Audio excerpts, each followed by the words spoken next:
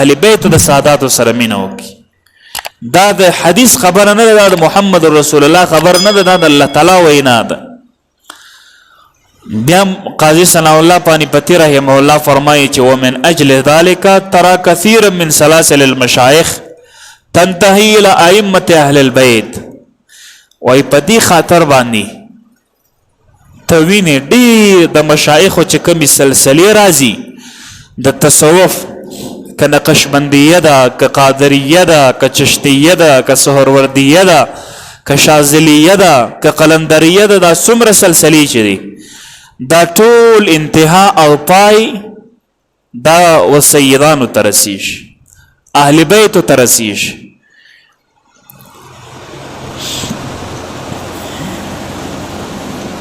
ومضى كثير من الاولیاء في السادات العظام،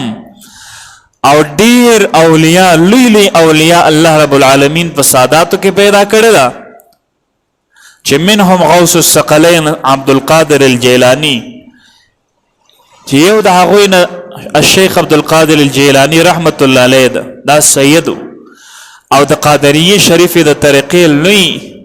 خادمو خدمت یې کړی او په ټوله جهان کې نشر کړی ده. او بهاءالدین والسید سند مودود الچشتی والسید معین الدین الچشتی او بل ابو الحسن الشاذلی، دا سه اشخاص دي چې خاص خلق د تصوف غرونه دي، د ادب غرونه دي، د علم غرونه دي، د کرامات غرونه دي، د الله تعالی د بندګۍ او د عبادت غرونه دي. د الله تبارک وتعالى د سلسله هغه ائمه ګرځولي دي.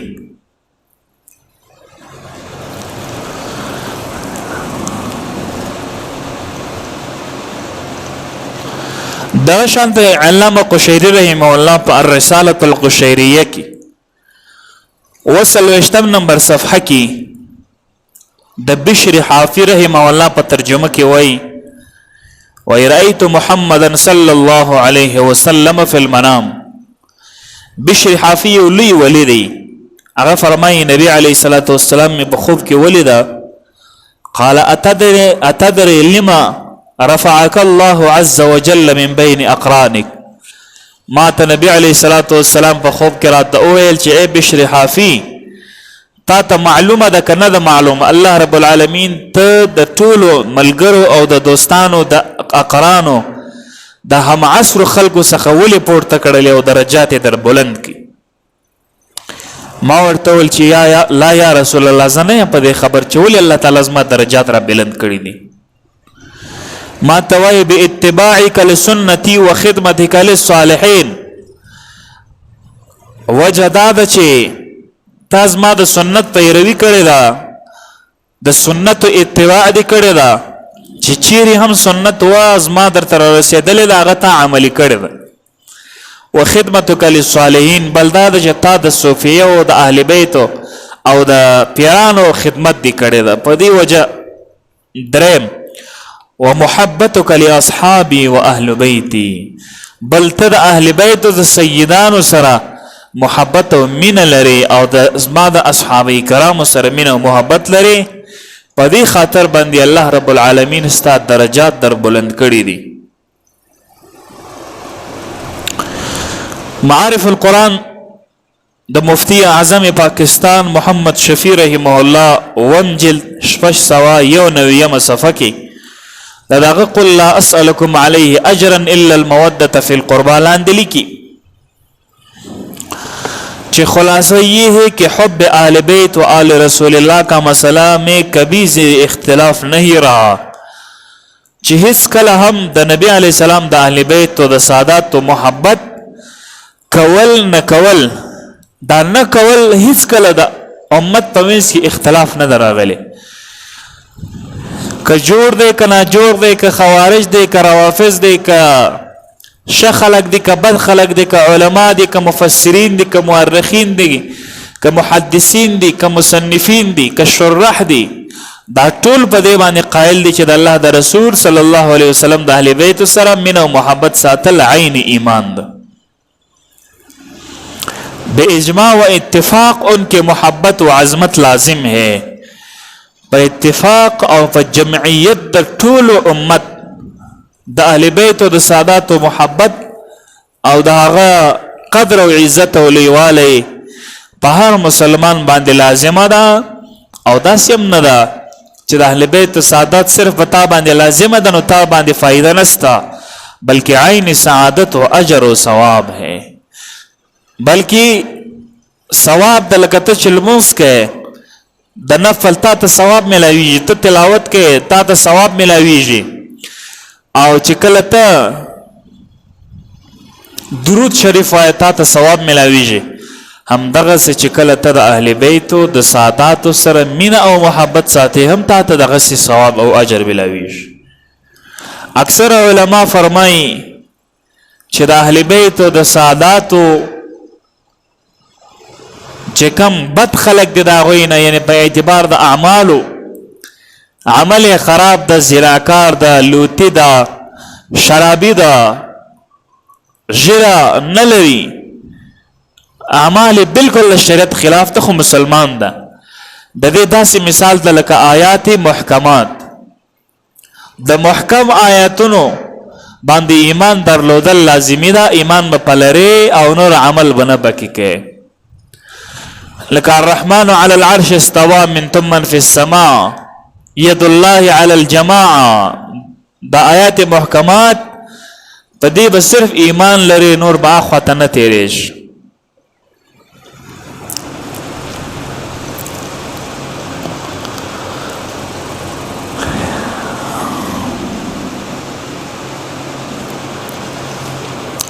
دغه شانته بعض علما وایي چې اهل بیت او ساداتو کې چې کوم د عمل د خوا خرابي د هغې مثال داسې ده لکه د قرآن عظیم الشان یو څو ورقې چې په مرداري کې ولویږي نو چې په مرداري کې د قرآن عظیم الشان یو څو ورقې ولویږي نو هغه ته راخلې صفا کوې پرېوې یو پاک ځای باندې بیا هم بې قدري نه کوې د اهل بیت مثال همدغسې ده فضائل الصحابه د امام احمد ابن حنبل رحمه الله کتاب ده 243 نمبر صفحه کې د عروه ابن زبیر رضی الله عنه څخه یو اثر ذکر کړي و یو سړی د حضرت عمر فاروق رضی الله تعالی عنه په محضر کې د هغې په مجلس کې په حضرت علی رضی الله عنه باندې لګاو وکړي رد اور باندې وکړله فقال له عمر تعرف صاحب هذا القبر حضرت عمر رضی الله عنه هغه لګاو والا انسان ته وایي چې دغه قبر والا پیژنې په دې قبر کې چې څوک د په شین ګمبد کې دا پیژنې دا محمد ابن عبد الله ابن عبد المطلب دی محمد د نوم دی صلی الله علیه وسلم هغه د عبد الله زوی دی عبد الله د عبد المطلب زوی دی او حتی چې کوم انسان باندې واقع کېږي رد ور باندې وایي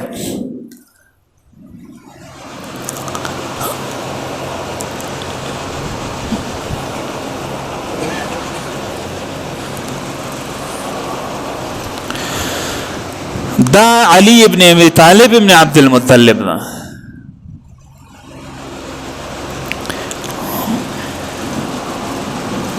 دا حضرت علی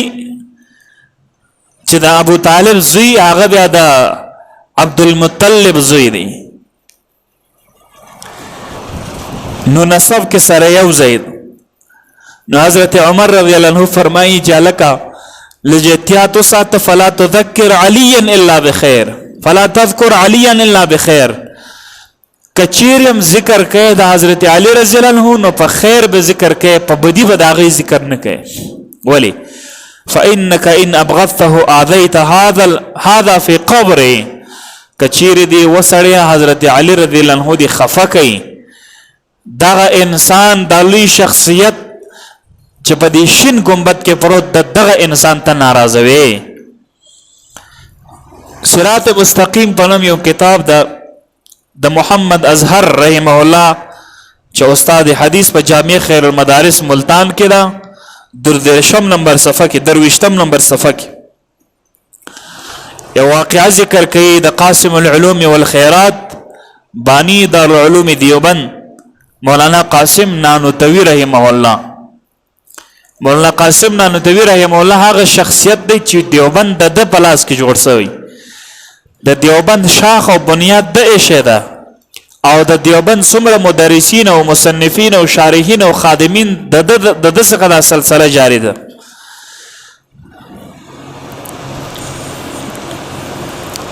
دا غي په اړه باندې واقعه راځي چې کله به هم د مولانا قاسم نانوتوی رحمه الله په نسب باندې کچیر یو کشنی هلک نابالغه چې تر اوسه بلوغ ته نه رسیدلی یو کشنی سید چې به کلم تیرېدی دی به ورته ودرېدی. مولانا قاسم نانوتوی رحمه الله به ورته ودرېدی او بیا به فرمایل کہ دنیا مخدوم زادوں کی عزت کرتے ہیں یا سارے عالم کے مخدوم زادے ہیں.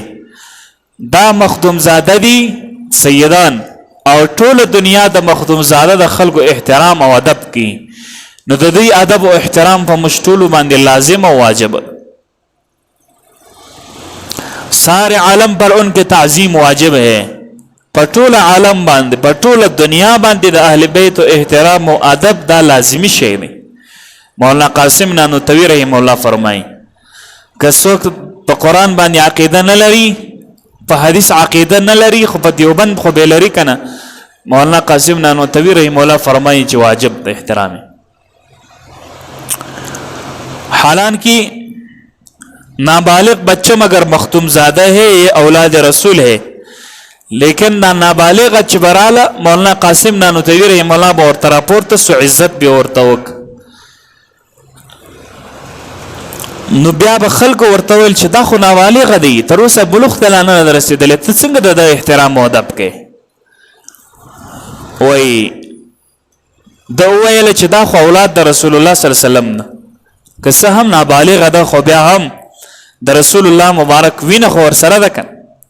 خطبات حکیم الاسلام دریم جلد 101 صفحه کې موجوده ده.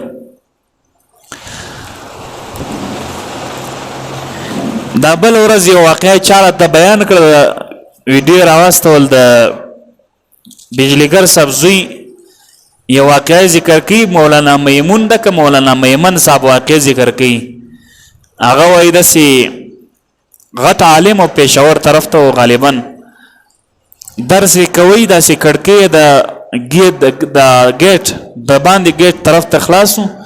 نو په هغه کې به سړک کې چې څوک تله وراتله معلومېدی به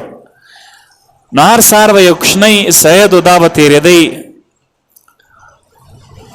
نو حضرت عمر نو کوچنی داسې حضرت جسم کوچنی و خو څه ژر راغلی وه غټ و بالغ بلوغ ته رسېدلی وه نو چې کله به هم دا سید تېرېدی دا غټ عالم به ورته هلته ولاړ سو په درس کې طالبانو ته به درسونه ویل سید چې به په کوڅه تېرېدی دی به ورته ولاړ سو د ادب د وجې نو بیا یو ورځ چې وکتې د سنتو مخالف ده پورته نسو ورته پورته نسو په دغه شپه باندې رسول اکرم صلی الله علیه وسلم په خوب باندې ولید. نبی کریم صلی الله علیه وسلم د ناراضگی اظهار ورته وک چې تا ولی زما د اهل بیت او د ساداتو سره دی داسې چم وکړله او د هغې بې ادبي او بې عزتي دې وکړله دا خو زما اولاد و که نه که څه هم په عمل کې څه خرابي درلوده صحیح خبره ده خو وینه زما د وینې سره یو ځای دی د هغې وینه زما وینه یوه ده او زما د صلب څخه ده او زما د نسل څخه ده وایي بیا مې توبه وایستل چې کله راویښ شم وایي بیا مې هغه سید راوغوښتی او چای مې ورکړې پراټې مې ورکړې ښه مې ونازوئ سید هم حیران شو ما ته وایي راوغوښتلم چې دا څه قصه ده په دې زه نه سوم پوه یو وار چې تېرېدلم ما ته ولاړېدلې بیا پرون نه سوې راته ولاړ نن دې بیا راوغوښتم چای دې راباندې وکړې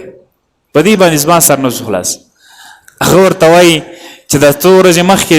زه درته ولاړ نه سوم. نبي علیه السلام مې په خوب باندې ولید، هغه ناراضګي اظهار یې را سره وکړ. اوس مې توبه ده وروره، ستاسو سره زموږ کار نشته، تاسو پوسئ، خدای پوسه او محمد رسول الله پوسه، بس موږ ستاسو احترام او ادب ساتو، قسم ستاسو عمل خراب. دغه شانته قصص الاولیاء د اشرف علي تانوي رحم الله کتاب ده، 101 صفحه کې د جنید بغدادي رحمت الله علیه واجب واقعا ذکر کوي. جنید بغدادي داسې یو ولی دی چې په عرب او په عجم، په تور او په سپین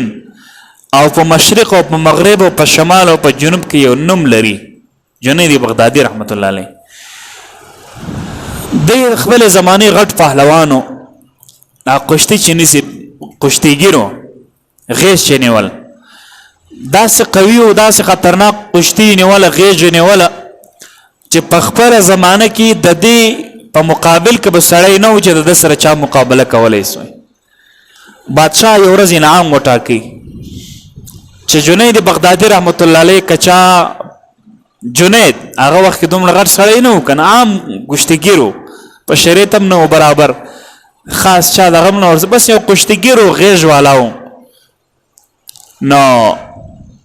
یو ورځ بادشاه اعلان وکي، د بادشاه خاص سړی و دا جنید بغدادي، نو اعلان وکړه که زما دا خاص بنده دا خاص سړی که چا په غیږ کې را چپه کوي نو هغه ته 10 لک روپۍ انعام زه ورکوم، یا 20 لک روپۍ انعام، لوی انعام یې ورته وټاکئ. ورځ یې وټاکئ. دا بادشاه هم ناسته، ټیم چې رالی د غیږ، یو کمزوری او یو نحیف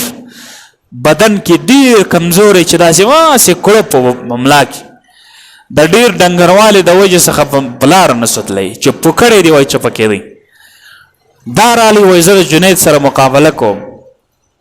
بادشاه راوغوښتی چې سړیه ځان خو دې نه دی د غاړه، دومره غټ پهلوان چې د ملکو په سطح باندې د خلک راځي او د مملکتونو په سطح باندې خلک راځي او د هغې سره په مقابله کې شکست خوري او بیرته روانیږي.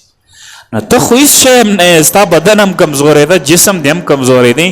کیدای سي په ټولو زندګي کې د غیږ هم نه یې نیولی.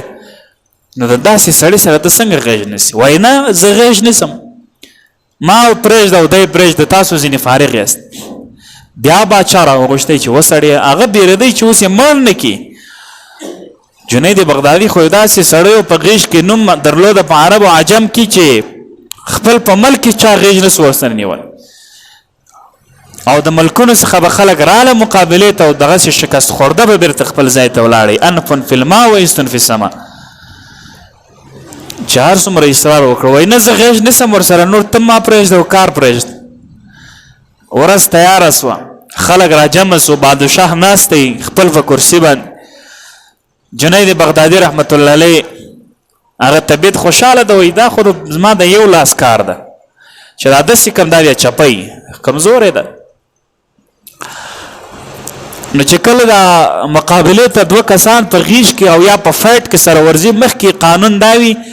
چې دوی یو وار غیږ سره ورکوي او بیا ستړی مسي کوي، د هغې نه بعد بیا د دوی دا جنگ شروع کیږي. نو چې کله دا جنید بغدادي سره دا سید غیږ کې غاړه ورکړه، جنید بغدادي رحمت الله علیه په غوږ کې ورته وایي چې ګوره زه په دې پوه یم چې زه ستا د زور لا نه لرم، چې ته پوه کې زه چپه کېږم، زور خو لا لرې خبره ده، خو یوه خبره ده، زما په کور کې شی نسته، نه غوړي سته نه وړه سته، یو شی هم نسته، غریبي ده، زه کار هم نشم کولی. نو که ته ځان راته چپه کې د یو څو منټونو دپاره یا څو سکنډونو دپاره به ته وشرمېږې د خلکو په منځ کې، معاشرې په منځ کې، بادشاه به درته خوشکه وکړي او وزیر داخله به دې خوشکه درته وکړي، ښځه دا به خوشکه درته وکړي، نور به نو بیا به فارغ یې. زه به دومره وکړم چې دا پیسې او دا انعام به راواخم او ځان ته به کور کې یو شی په راواخم. جنید بغدادي رحمت الله علیه چې دا خبره واورېده، د ده په زړه کې تاثیر رالی چې واقعي هم خیر د پروا نه کوي، دی اهل رسول د سید د یو وار ځان واچوم ورته، بس چې په غیږ ورلی ځان دورې کې، ځان دوسته کې، ځان دوره کې، ځان ایسته کې. په اول وار کې خو ځان نه اچي، خو پوهېږي که نه چې دا زور یې ونه واله، دغه یې ځان پرېوستل. په اخر وار کې ځان پریست چکشه کې خلق وکړي دغه زمانه جو جنید بغدادي غوندې غټ پهلوان چې د ملکونو په سطح باندې چا مقابله نه سوی کولی یو کوچنی نحیف سړی رالی او د سره مقابله وکړه او ځینې ویې ګټل په سینه باندې سپور سو بادشاه ویل زه دا نه منم دا دانلي سوی ده دویم وار به الیکشن کې دویم وار به بیا کشتي او غیږه نیولې کیږي نو دویم واره بیا راپورته سو بیا هله زور زور زور دویم واره بیا ځان را چپه کړي جنید بغدادي هغه سید خپل په سینه باندې کښېنوي خلکو بیا چکه کې کړی چې ولا دا خو جنید بیا وبایلل دریم ځل کې بیا بادشاه ول زه نه منم دریم ځل به بیا کیږي دریم ځل بیا کشتي ونیول زور زور زور جنید بغدادي بیا خپل ځان یې مځکې طرف ته پرېستله سید په ځان سینه باندې کښېنول بیا چکچکې سوی چې ولا جنید بغدادي خو بیا وبایلل بس انعام مشاهد ته ورکړه دا سید ته دی ولاړی باچا ورته خوشک کوي چې د الله بنده ما تا ته پسته او بادام او چارمغز لم درکوي چې ته ما سره مقابله وکې زما سره ودرېږي یو کوچنی نحیف انسان رالی او ستا سره مقابله وکړه ستا سره وګټله ډېره نازوان سړی وځه ولاړې کور ته خلکو هم بدره در باندې ویل وزیر داخله خو نه پېژنې کور والا دا خو نو بیا د ټولې دنیا حاکم وي هغه هم خوشکې ورته شروع کړه چې دا دې عجیب کار وکړه موږ دې وشرمولو خلکو ته زموږ پزه دې پرې کړه غوږ دې پرې کړه د ښځو خو نو ډېر عادت زده یي که نه دا چې مونږ بعضې ټول نه ډېر خوشکې ورته وکړه دی غریب پریشان د سر نیولې ده چې یا الله دا مې عجیب چموک خو دا غریب سړی و د غرابت او د مسکینتوب په وجه باندې ما ځان راچپه کوي چې دا پیسې درته میلاو شي دا خلک ما سره وڅه کوي د شپې بیده سو محمد رسول الله صلی الله علیه وسلم په خوب باندې ولیده محمد رسول الله صلی الله علیه وسلم ورته فرمایي چې تا زما د اهل بیت خاطر دې وکړه زما د اولاد خاطر دې وکړله او د هغې عزت دې وکړله او ځان دې رسوا کوي د خلکو په منځ کې د باچا په منځ کې ځان دې واچوي غټ پهلوان ولې لیکن زه به هم د الله رب العالمین څخه د الله جل جلاله په در کې ستا د حق دپاره داسې دعا غواړم چې په اسمان او په مځکه کې په مشرق او په مغرب او په شمال او په جنوب کې به ستا ولایت بیا چلیږي عام سي داسې دعا به درته وکړم دغسې سو که نه بیا وروسته جنید بغدادي رحمت الله علیه د الله تعالی یو لوی ولی جوړ سو د الله تعالی په اولیاو کې لوی شان لري قطب درجې ته رسېدلی قطبیت درجې دا په څه وجه باندې چې د اهل بیت او د ساداتو سره مینه او محبت درلود دغه شانته قصص الاولیاء کې مولانا قلندر صاحب رحمت الله علیه یو عالم همیشه به نبی علیه الصلاة والسلام مبارک په خوب ورلی یو ورځ وایي مدینې منورې ته تللی په لاره کې یو کوچنی هلک په چفلاخه باندې ول خامخا به یو خشنګي کړی وایي چې ویې واله د هغه ورځې څخه د زیارت د رسول الله مبارک بند سو رسول الله مبارک بیا زیارت ته د مولا قلندر صاحب نه راغلی ډیر مشایخو ته ولاړه رجوع یې وکړله مشایخو ته وایي چې صاحبانو داسې نبی علیه السلام مې هره شپه په خوب باندې لیده خو دا څو شپې کېږي رسول الله مبارک په خوب نه وینم چې ځان هم مړ کړم څه وکړم مشایخ ورته وایي چې دا زموږ تر اوسه بار کار دی د رسول الله مبارک په د چا په خوب کې راویستل او نه راویستل دا زموږ د وس کار نه دی ولاړې د نبی علیه صلات وسلام مبارک مزار ته یو مجذوبه ښځه ده د رسول الله صلی الله علیه وسلم مزار مبارک سره نږدې چې رالی هغه ته د خپل احوال وویل هغه ولاړه دا بله ورځ چې بیرته راله همغه مجذوبه ښځه ده هغه د رسول الله مبارک د روضې طرف ته یې داسې اشاره وکړله چې دلته وګوره دا مولانا قلندر صاحب وایي چې کله مې د روضه شریف ته وکتل رسول الله صلی الله علیه وسلم په بیداری کې په قبر انور څخه راوتلی ده هلته ولاړ ده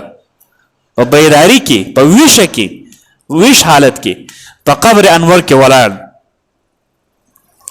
نو د رسول الله مبارک زیارت مې وکړه لاسونه مې ورته مچ کړه ورته ومې ژړل چې بخښه غواړم زما څه غلطي سوې ده خو نبي علیه السلام نشاندهي نه راته وکړه وایي چې کله وروسته تحقیق ما وکړي وایي هغه ځوان چې زه په لاره روانم هغه سید و هغه مې یوه چپلاقه ووهله د هغه ورځې څخه د رسول الله صلی الله علیه وسلم زیارت را باندې بند شو او رسول الله صلی الله علیه وسلم دا هغه اهل بیت بیا پیدا کړه سید کوشنی دا غي نه بیا معافي وغوښت سید احمد الرفاعی رحم الله یو لوی شخصیت د سید ده د رسول الله مبارک مزار ته ولاړی اشرف علي تنویر رحم الله واقع ذکر کړی ده وای قبر سره چې ودرېدی په خاص زمانه کې معمول دا و چې مدینه منوره ته بسوک ورلی نو سل کسان بو 50 کسان یو به مشر سړی وټاکی مشر سړی به هغه څوک ټاکی چې ډېر متقی او پرهیزګارو خلق به شرمېده رسول الله مبارک حضور ته نسوي پیښېدلی چې زه به جنګ ته څنګه پیښېږم نو سید احمد الرفاعی رحم الله ور مخ کې سو او جنگلی سره دا आवाज کوي او السلام علیک یا جد یا رسول الله سلام دی پتا باندې ازمانی کې د الله پیغمبره د قبر څخه ورته دا ناره رااله دا आवाज رااله چې وعلیکم السلام یا ولدی ازما زوی پتا باندې هم سلام وي نو د رسول الله صلی الله علیه وسلم مینا او د اهل بیت مینا دا تر ټول دنیا او ما فيها دا ډیره د رسول الله مبارک ته الله رب العالمین د مې تاسو د عمل کولو توفیق راکړي وما علی الا البلاغ واخر دعوانا الحمد لله رب العالمین